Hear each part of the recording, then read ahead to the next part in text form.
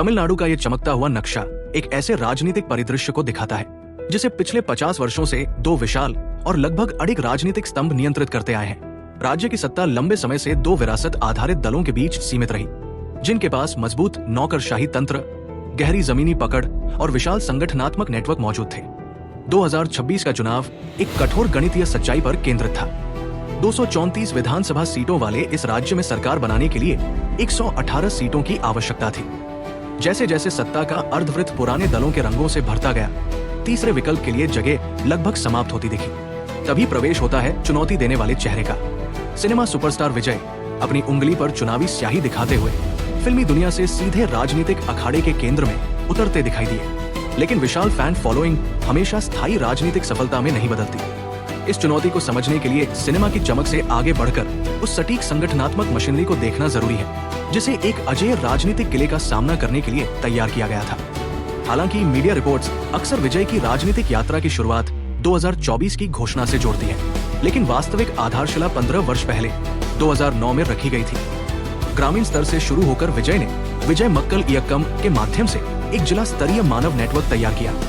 ये केवल fan club नहीं था, बल्कि सामाजिक कल्याण के बैनर तले हजारों स्वयं सेवकों को संगठित करने वाली संरचना थी।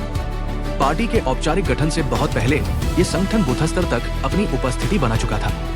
भारतीय चुनावों में सफलता केवल लोकप्रियता से नहीं मिलती, जहां प्रशंसक फिल्मों के लिए तालियां बजाते हैं, वहीं चुनावी कार्यकर्ताओं को अपने मोहल्ले के मतदाताओं को मतदान केंद्र तक पहुंचाने के लिए प्रशिक्षित होना पड़ता है। 2021 के स्थानीय निकाय चुनाव इस संरचना की पहली बड़ी परीक्षा बनी। इस नेटवर्क से समर्थित उम्मीदवारों ने जमीनी स्तर पर महत्वपूर्ण जीत दर्ज की, जिससे राजनीतिक रणनीतिकारों को स्पष्ट संकेत मिला कि ये संगठन वोट ट्रांसफर करने में सक्षम है। संगठन और पहचान के इस संयोजन ने लोकप्रियता को एक कार्यशील चुनावी इंजन में बदल दिया।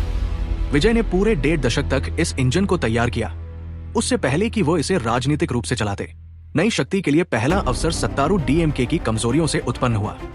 विशाल संसाधनों और लंबे राजनीतिक अनुभव के बावजूद पार्टी को भ्रष्टाचार के आरोपों, परिवारवाद और स्वाभाविक एंटी इनकम्बेंसी का सामना करना पड़ा। उधर विपक्षी एआईएडीएमके भी अपने पूर्व करिश्माई नेतृत्व के अभाव में संघर्ष कर रही थी।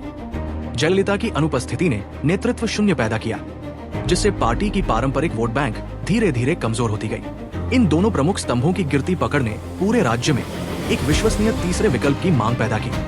इसी राजनीतिक शून्य को पहचानते हुए विजय ने फरवरी 2024 में तमिगा वेत्री कजगम यानी टीवीके की शुरुआत की। उन्होंने पार्टी को सामाजिक न्याय, धर्मनिरपेक्षता और नई पीढ़ी की तमिल राजनीति के रूप में प्रस्तुत किया, ताकि ये मौजूदा व्यवस्था से अलग दिखे। टीवीके ने युवाओं की भावनाओं से जुड़े मुद्दों को प्राथमिकता दी, विशेषकर एनईटी परीक्षा के खिलाफ कड़ा रुख अपनाया। इन आंदोलनों के माध्यम से पार्टी ने छात्र असंतोष को एक वफादार वोट बैंक में बदलने का प्रयास किया। विजय की सबसे बड़ी सफलता ये रही कि उन्होंने खुद को केवल विरोध के प्रतीक तक सीमित नहीं रखा। उन्होंने अपनी पार्टी को एक अनुशासित, वैध और शासन चलाने में सक्षम विकल्प के रूप में प्रस्तुत किया। विक्रवंडी रैली विजय की वास्तविक जनशक्ति का पहला बड़ा दृश्य प्रमाण बनी। विशाल भीड़ ने संकेत दिया कि टीवीके अब केवल मीडिया अटकलों का विषय नहीं, बल्कि एक बड़े पैमाने का वास्तविक राजनीतिक आंदोलन बन चुकी है। मार्च 2026 में विजय ने सबसे बड़ा रणनीतिक दांव खेला। उन्होंने किसी भी पूर्व चुनावी गठबंधन से इनकार कर दिया और घोषणा की कि टीवीके लगभग सभी सीटों पर अकेले चुनाव लड़ेगी। ये निर्णय अत्यंत जोखिमपूर्ण था। गठबंधन सुरक्षा देता है, लेकिन पहचान को कमजोर कर सकता है। अकेले लड़कर विजय ने अपनी नेतृत्व क्षमता से समझौता नहीं किया। हर सीट पर टीवीके का चुनाव चिन्ह मौजूद होने का अर्थ था कि कुल वोट प्रतिशत सीधे विजय की राजनीतिक शक्ति में परिवर्तित होगा। इस अभियान को 70,000 बूथ एजेंट्स और लक्षित कल्याणकारी वादों ने मजबूती दी। महिलाओं के लिए मुफ्त बस यात्रा, किसानों के लिए ग्रामीण रोजगार योजनाएं जैसे वादे पार्टी की रणनीति का हिस्सा बने। ये केवल चुनाव लड़ना नहीं था, बल्कि एक सुनियोजित वोट बेस निर्माण था। विजय ने अपने वोटों को नियंत्रित कर पारंपरिक दलों को अपनी रणनीति बदलने पर मजबूर कर दिया। जब 2026 के चुनाव परिणाम सामने आए तो तस्वीर ऐतिहासिक थी। टीवीके ने 108 सीटें जीतकर सबसे बड़ी पार्टी का दर्जा हासिल किया, लेकिन बहुमत के लिए आवश्यक 118 सीटों से ठीक 10 सीट पीछे रह गई। ये परिणाम मनोवैज्ञानिक और संवैधानिक दोनों दृष्टि से विजय के पक्ष में गया। सबसे बड़ी पार्टी होने के कारण सरकार बनाने का पहला दावा टीवीके के पास था। इसके बाद विजय ने सदन के निर्दलीय उम्मीदवारों और प्रतिद्वंदी दलों के असंतुष्ट विधायकों की ओर ध्यान केंद्रित किया। क्योंकि टीवीके ने अकेले चुनाव लड़ा था, उसके पास मंत्रालयों और सत्ता संतुलन के लिए पूरी गुंजाइश थी। विजय उस समय एकमात्र उभरता हुआ शक्ति केंद्र थे जो छोटे समूहों को वास्तविक राजनीतिक लाभ दे सकते थे। उनकी अकेले चुनाव लड़ने की रणनीति ने सबसे बड़ी पार्टी की स्थिति को बहुमत जुटाने वाले चुंबक में बदल दिया। जनादेश की ऊर्जा और सार्वजनिक वैधता ने शेष आवश्यक समर्थन को उनकी ओर खींच लिया। अंततः फोर्ट सेंट जॉर्ज में समर्थकों की भारी भीड़ के बीच विजय ने मुख्यमंत्री पद की शपथ ली। इस प्रकार एक फिल्मी सितारे का सफर राज्य के सर्वोच्च राजनीतिक पद तक पहुंचा।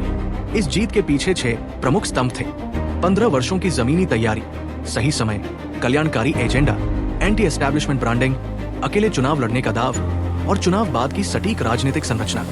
राजनीति में चुनावी रात की सीट संख्या हमेशा अंतिम सत्य नहीं होती। असली महत्व उस ऊर्जा, वैधता और रणनीति का होता है जो स्थायी सरकार बनाने की क्षमता देती है। विजय ने 15 वर्षों की मास्टर प्लानिंग के जरिए एक ऐसी राजनीतिक मशीन बनाई जिसने तमिलनाडु की स्थापित द्विध्रुवीय राजनीति को चुनौती दी। जमीनी संगठन और कठोर चुनावी रणनीति के संयोजन ने इस सिनेमा सुपरस्टार को सत्ता तक पहुंचने का नया मार्ग दिया और तमिल राजनीति की दिशा हमेशा के लिए बदल दी।